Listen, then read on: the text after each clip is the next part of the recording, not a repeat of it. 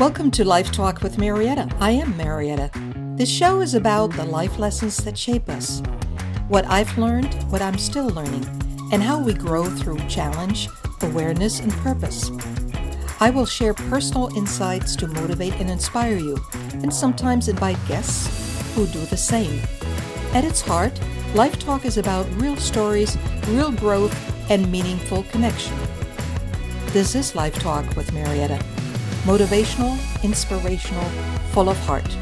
Enjoy the show.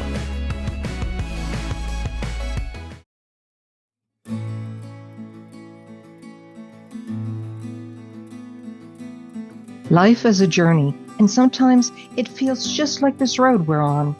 The wind at our back, the wheels turning, and the scenery changing. We pass through open fields, twist around unexpected curves, and watch the world move in ways we can't always predict.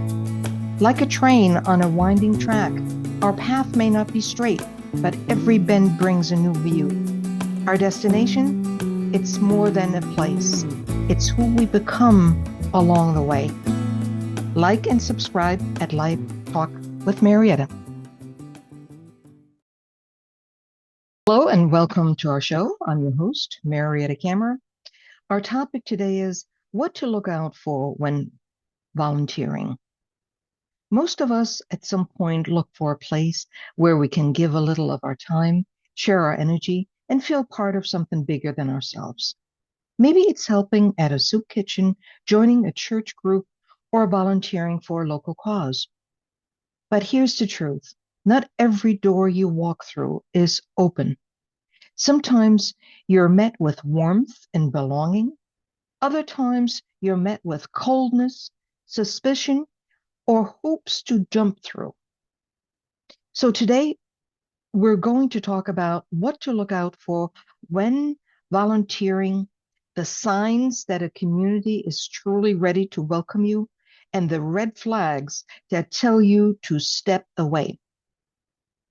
Because volunteering should be about connection and contribution, not about proving yourself to gatekeepers who guard a shrinking circle. Yes, the gatekeepers who guard a shrinking circle. This is about protecting your energy and finding the places where your time and heart will truly matter. Please check us out on kmareducation.org. That's spelled K-M-A-R education.org, kmareducation.org, thehealingmindmagazine.com, and lifetalkwithmariette.com.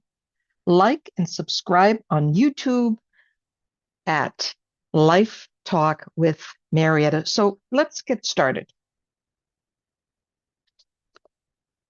You're tuned in to Life Talk with Mariette. I am Mariette, and yes, I'm going to talk about what to watch out for when you want to volunteer. And I will give you two concrete stories. Those are my own stories, what I experienced. But we are going to talk about volunteering and belonging, what to look out for. People want more than just something to do. They want connection and belonging. Whether it's a soup kitchen, a church, or a community group, the motivation is the same. I want to give. I want to be part of something. Yes. Now, here is the welcome test. Let's jump right into it. A genuine community will acknowledge you warmly, names, smiles, eye contact. They will be curious about your story. They will show you where you can contribute without strings attached. That's a genuine community. A closed community will make you feel invisible or tested. They will make you feel and downplay your value, push you to conform before belonging. I like to be specific to the welcome test, the genuine community. I called up a community, a church. I was welcomed with open arms. Um, they were happy to hear from me. They were happy that I belonged to that group long time ago. Time has passed, needs have changed, and they're as active as ever. And she said to me, "You let me just see what group you would fit into." And she immediately put me in touch with a couple of people that were in charge of it and gave me dates.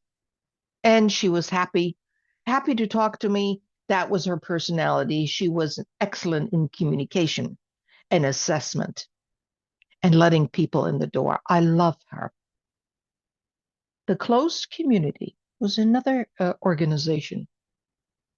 They put me through the third degree.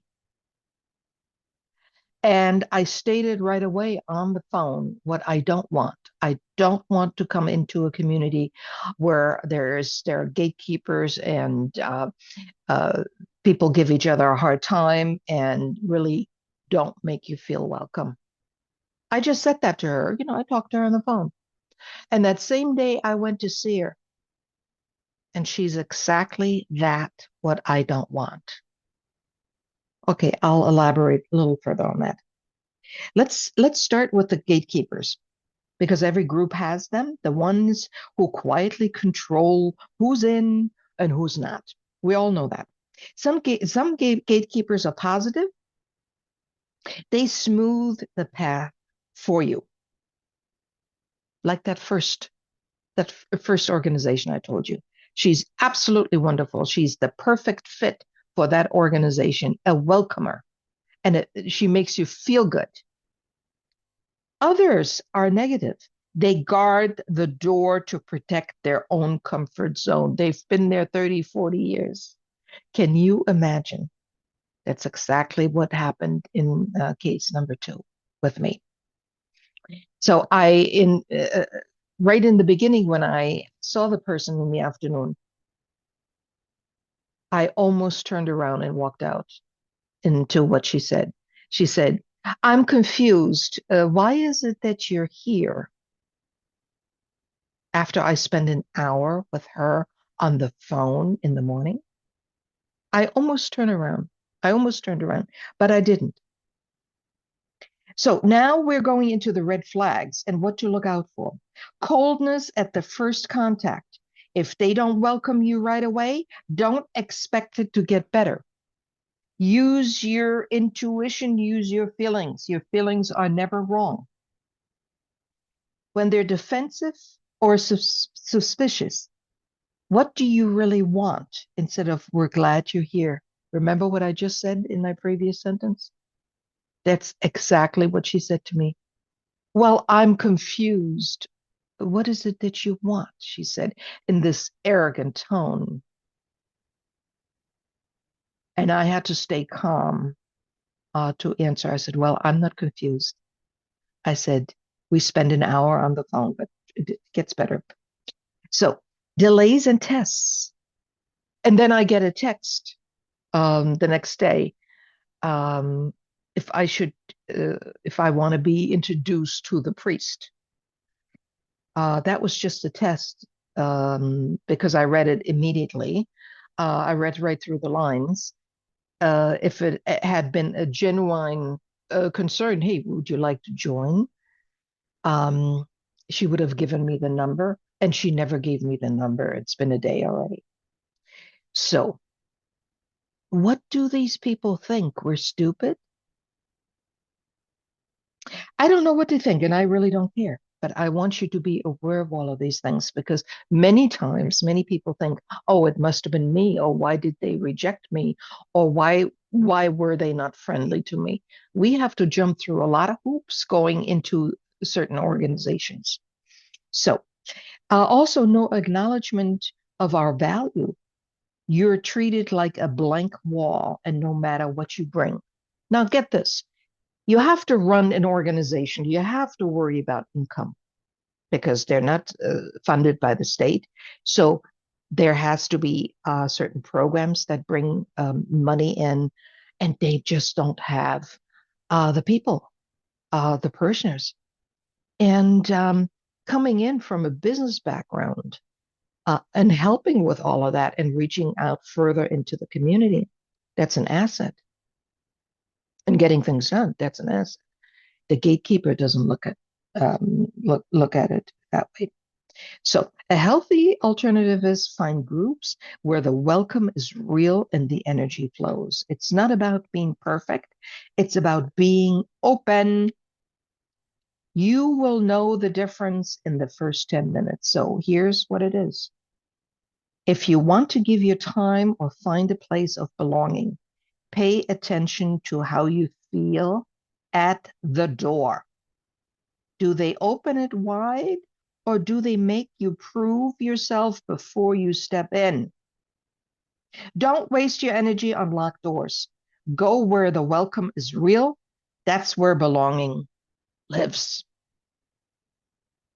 So now I want you to think back to the last time you walked into a new group, a church, or a volunteer organization. Did you feel welcomed right away, or did you sense a wall? What did that first impression tell you? I want you to think about it. You don't have to give me the answer right now, but you will get the answer. Here's what I'm saying to you. All our lives, we fight to be heard. At work, we try to be valued, appreciated, maybe even just noticed. But too often, it doesn't come. The promotion goes to someone else. The thanks never lands. You're told to be a team player, but when it's your turn, there's silence. So naturally, we think maybe if I volunteer, it will be different. Maybe if I walk into a soup kitchen or a church group, a community program, this will be the place where belonging is natural. This is what I was thinking too. So I had a couple of situations that I learned from. And when people use the word help, what they really mean by that, if it comes with conditions or if it's unconditional. So, and I'll get to that in a minute. So, um, this is what the impression I had, the knowledge that, oh, if I belong to an organization, they're all helping, they're all doing great work, and what's really behind the scenes. And I'd like to share with you, I had a soup kitchen in Germany. I helped out one of the big organization till I learned that this big organization had power struggles within. Oh my God. I quit the organization. I started my own soup kitchen since I had all the sponsor contacts. And we were making soup, and I was making no soup, not we. It was only another person, another woman who helped me. And we consistently went to the train station, the Hamburg train station, every Saturday to give out sandwiches and soups and sweets. So I don't want to belong to an organization where there's power play. Salvation Army it was in Germany. I don't want to belong to a organization where they have power plays. And here they have 70, 80, 90-year-old women gathering every Wednesday to make the bread for the homeless people at night so that we were able to give it out at night. But I joined there right after my stroke. And I said, I got to do something different in my life and add it into my life. And I'm glad I did. And when I saw and witnessed the power straw, I was like, I don't want to belong. You know, what is this? I said to myself. So I pretty much, because of my lifestyle, created my own venues all my life. And the idea really was to belong to a group again where we could be very active um, and have a joint venture. That's what actually made me reach out in the past week, um, because I have a short Tolerance. I have no tolerance for any of this stuff, for power play. That's why I've been self-employed for 41 years. Why would I feed into power plays? Why would I? While they're playing power play, I get things done and I have good energy. Why would I do something like that? But no, I said to myself, look, you want to have a little fun. You want to be with like-minded people. So let's just test this. That's how this whole thing came about. So, and I really thought belonging to different organizations, whatever they do, soup kitchen or church group or community program, this will be a place where belonging is natural, where people know how to listen, where appreciation is built in. But I've learned not always. Sometimes those spaces are not what they seem. Sometimes they attack people who need power more than they need connection. Excuse me, sometimes they attract, not attacked, I beg your pardon. Sometimes they attract people who need power more than they need connection. People who take roles, but not because they're gifted at welcoming, but because that's where they finally get to call the shots.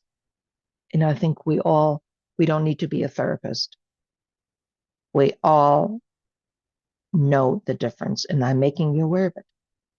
And suddenly you see it, the gatekeepers, the ones who say, oh, we need help. We're desperate for volunteers. But when you show up, you find it's conditional help.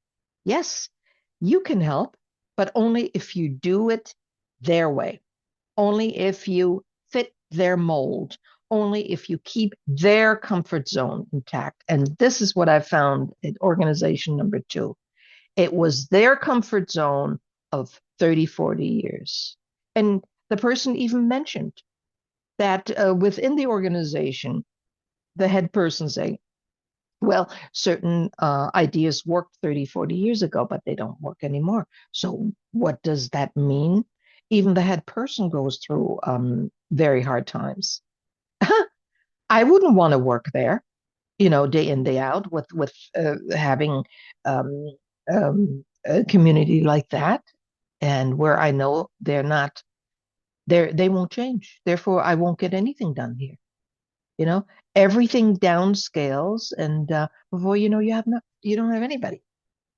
So, and that's when you realize the same fight you brought when you left behind work, it's there too. The fight to be heard, to be appreciated, to not be dismissed. That's exactly what number 2 did. It's exactly what you did. And here's what I want you to hear. It's not you, it's them. If you don't feel welcomed in the first 10 minutes, trust that. If you share your story and it's met with a blank stare, believe that. If helping feels like a test, that's not a healthy place. Because real communities doesn't make you prove yourself. Real communities thank you for just showing up. So don't waste your energy on locked doors. Go where the welcome is real. That's where belonging lives. I said that before. So I have a question. Have you ever run into a gatekeeper, someone who seems to control the flow of people and ideas in a group? How did they treat you, and what did you do about it? Probably nothing. You probably went home and said, I guess they didn't want me, or I don't feel good about that conversation, or maybe you just dismissed it, or maybe you just didn't know what was happening. Now, when you give your time, you want belonging, but sometimes you get barriers instead. What's one red flag you've learned to recognize right away when joining a new community? Yeah, we got it. It's the test. It's open arms or closed doors. So, um, Who are the gatekeepers and why do they matter? Well, every organization has them, the people who control the flow of newcomers and ideas. Some gatekeepers are wonderful. They welcome you, connect you, and make sure you feel at home. But others guard the door too tightly, testing and blocking until only a small circle remains. And when that happens, the group starts to shrink instead of grow. This is very, very dangerous, very dangerous. And that's exactly the situation I ran into. And again, what are the red flags when joining a new group? And look for these. Coldness at first, coldness at the first contact, no smile, no acknowledgement. Suspicion instead of curiosity. What do you really want? Delays and hoops before you're allowed to help. No acknowledgement of your skills, experience, ideas. If you spot two or more of these early, the culture probably won't change, and you don't need to fight that battle. Now, get this, folks. There are many people, no matter what the age is, there are some people that are retired that have the time and the the desire to belong and give freely of their skills and talents. Some only will do it occasionally. So it doesn't matter if it's just occasionally or if it's a home for you to go to where you're needed and where you do great things together. It doesn't matter what the situation is. Why would you want to put yourself through all of this? That's what I said to myself. I asked myself, and I don't. I'm 74 years old. I always created my own projects, my own venues, and the gatekeepers would really hinder me to achieve what I want to achieve, to be kind to people, to belong, to be accepted, to be appreciated, and to make a difference within that organization, to also bring monies in through programs that I can create and execute. So it's not just about creating in thought a program and let's see what happens. No, I work the program, I make them happen. So um, just as an example, um, a group has bake sales. Now, those are maybe done once or twice a year, I'm assuming. Let's just say 8 people get together and they make some pies, and maybe they make a total of 20 pies. You can't really be making money on these. What do you sell a pie for? $10? Or let's say $15. So when people go there and buy the pie, okay, they would spend $15. Now, it's much more interesting because I have the connection to the community and to the companies where we say, okay, company so and so, we have program help you community. Let's say we produce 50 pies, 50 pies. That's easy to do over a time period, of course, not all at one time because might be tiring depending on how many volunteers you have. Let's say 50 or 100 pies. And we split that up between two companies where this is all sold ahead of time, the idea to participate, and they will buy from this organization XYZ. And in return, they give the pies to their employees as an employee recognition situation. So you can earn a lot more if if I sell 50 pies to company XYZ and the other one, or they might even take 100 pies, depending on the size of the organization. So I think this is an excellent idea. So the company does a donation. There, we can not negotiate, but we can get more than $15 a pie. So, and it's a done deal. You do it over two periods.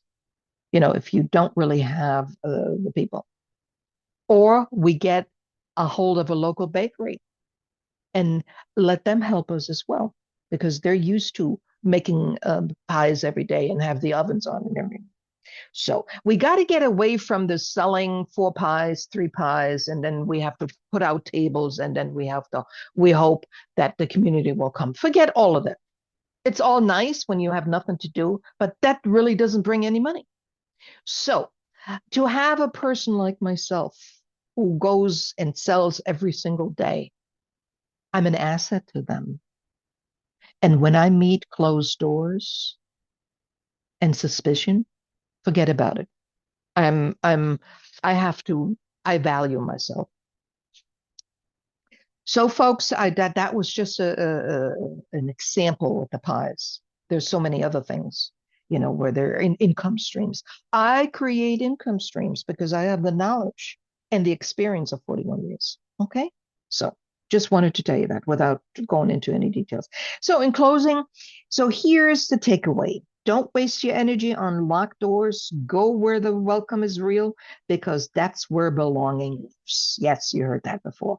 And if you're looking for that kind of place, you've got programs and room for volunteering too. Check us out at lifetalkwithmarietta.com. We would love to hear from you and have you join us. Why not? So think about what I said. I never knew that. And I'm glad I made the effort, because it was something that I wanted to do for myself. And yes, I did find the group, and I went with group number 1 with the open arm group. And I'm going to have fun there, because the welcome person, she made the time to listen to me and what my intentions were. And my intentions are to be with an active group where we have a like-minded goal, where we're all pulling on the same rope, and we're active, not just meeting every Thursday at 7 and have coffee and then we go home. No, no, no, no. I'm not dead yet. I want to be active. So till next time, I'm Mariette Camera, and like and subscribe. We'll talk to you later.